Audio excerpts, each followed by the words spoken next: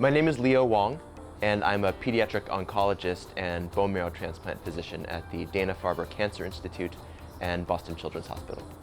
So I work on leukemia stem cells, and leukemia is blood cancer. It is the out-of-control growth of abnormal blood cells.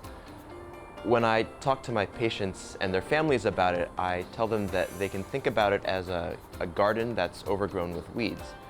And the weeds grow very quickly and out of control, and they very soon take up all the space, and there's no room for normal plants, or the plants that you want to grow.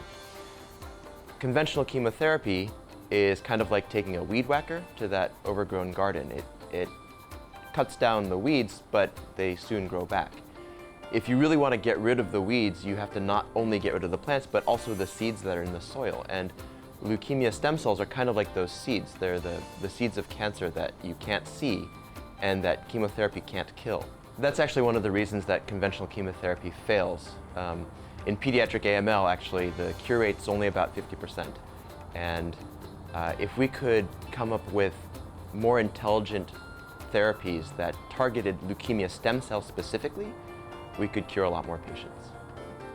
Both my mom and my mother-in-law were victims of cancer, and that is an experience that profoundly affected me personally.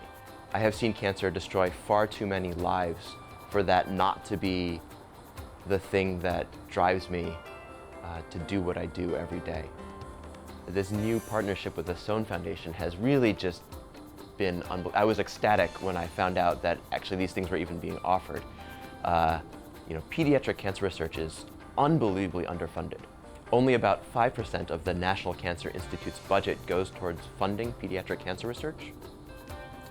And so it's phenomenal that organizations like Damon Runyon and the Sohn Foundation have really stepped up to the plate to fill this void. When I found out about being a member of the inaugural class of this fellowship,